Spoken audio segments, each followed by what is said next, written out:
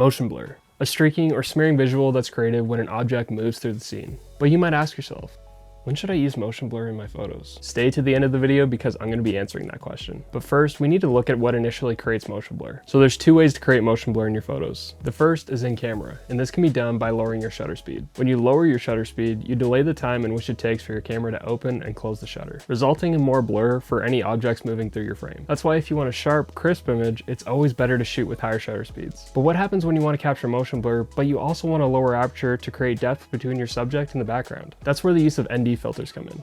You see, when you lower your shutter speed on a sunny day, you're going to be introducing the light that comes into your scene, and the only way to compensate for that is by lowering your aperture or adding ND filters. ND filters are designed to cut down on the light that comes into the front of your lens. So for action sports photography, I'd recommend a variable ND filter. And the reason why I'd recommend a variable ND filter is because you're going to be able to quickly change the stops of ND in correlation with your shutter speed. If you have a lower stop of ND, you're going to have to correct your shot with raising up your shutter speed, which will decrease the amount of motion blur within your shot and vice versa. Now, to give you an example, I was standing stationary when I took this shot. My shutter speed was 250th of a second. And then with this shot, I was moving with the subject in an opposite boat, and the shutter speed was 200th of a second. I like that in both images, I was still able to retain the depth between the subject and the background by keeping my aperture lower. And the second way to create motion blur is in Photoshop. Now, there have been some shots that I've taken over the years, and I thought, dang, I wish that shot had some blur to it. So let's hop into Photoshop and I'll show you my method of how I add motion blur into my photos. So after bringing in your image, you're going to want to select your subject in the frame.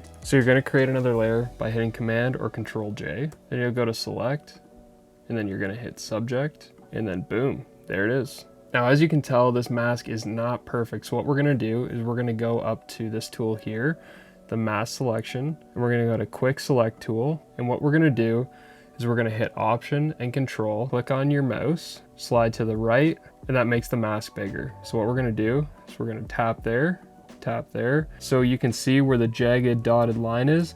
That is where your mask is going to be filling. But as you can see, like places like the boot here, this mask is not picking up. So we're going to tap on the screen there. We're going to tap here, basically just covering the bike with the outline.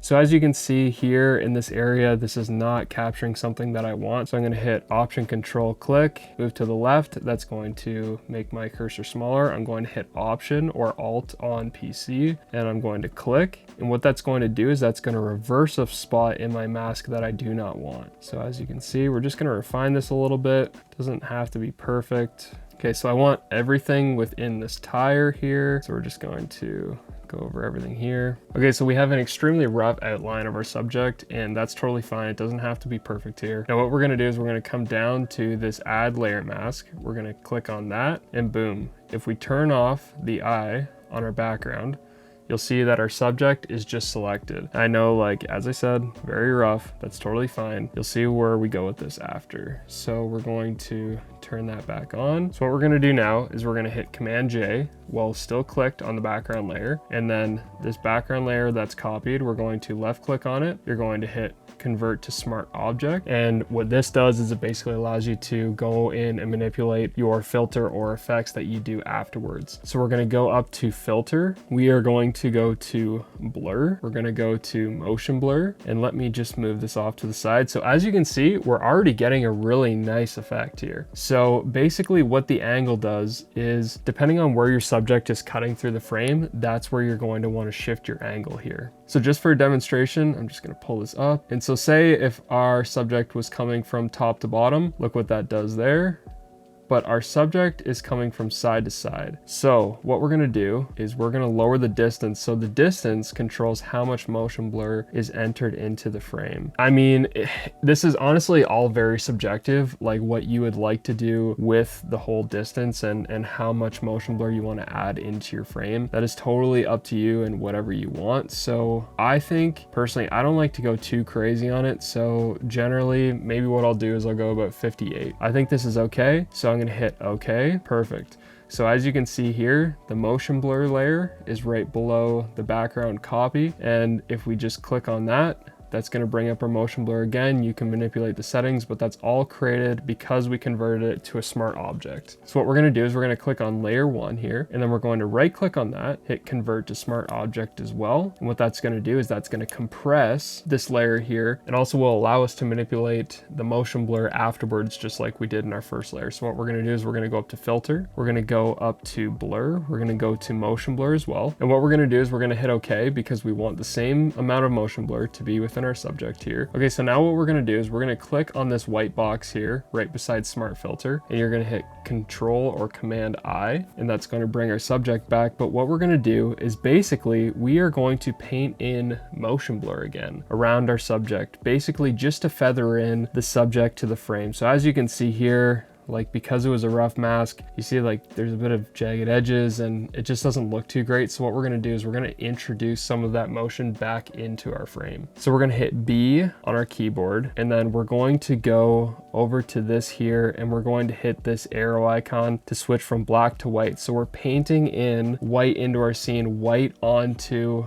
this black box here. And what this does is it's going to introduce again our motion blur back into the scene. So what you're going to want is you're going to want to hit Option and Control again, and you're going to want to bring your mouse all the way up, because that's going to bring the hardness to 0%. If you go down, you're going 100. If you go up, you're going to 0. And what you're going to do is you're going to swipe a bit to your right just to make the bubble bigger. So if I go to the right, it makes it bigger, left smaller. You get the idea. And then what we're gonna want is we're gonna want the flow to be set to fairly low. So we're gonna go to about 6%, just because we really want to have this fine tuned. We don't want to get too crazy. And if you introduce the flow, it's going to add this mask back in with a whole lot more hardness. So we just want to feather that mask back in. So what we're gonna do is I'm gonna go over the tire here, because this is a really standout point here. So I'm just going to click and basically just paint in this spot here, paint, paint, paint. And so as I paint over these spots, it's basically just introducing this motion blur that would naturally be in the scene if I had shot it in camera. Okay, so what we're gonna do is we're just gonna go into things like the boot, just feathering out the edges. Nothing more than just feathering out the edges. And I'm just gonna go into the back tire as well, fade that out a wee bit, because it wouldn't be in perfect focus if we had the motion blur going on. And honestly, I'm probably gonna get some comments saying that it's not perfect, it's not being done right. That's totally fine. I usually will try and get it a whole lot more perfect, but that's fine. I won't be able to get it perfect right now, but that's totally cool. So if you hit Command 0, this basically will take you back into your full frame. I mean, if you don't want the filter over the subject, that's totally fine. I mean, some people might be okay with this and be like, oh yeah, okay, this looks really cool. Like, it captures the subject well, it really shows off your rider, and that's totally cool. Now, just to show you what masking this subject out does.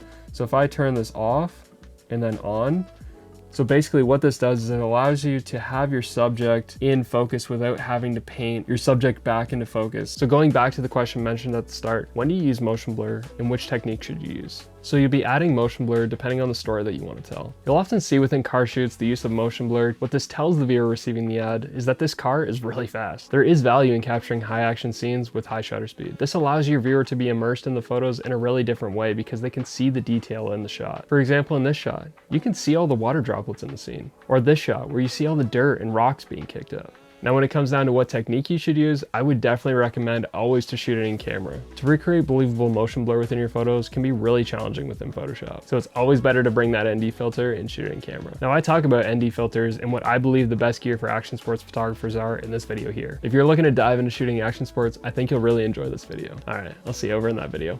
Peace.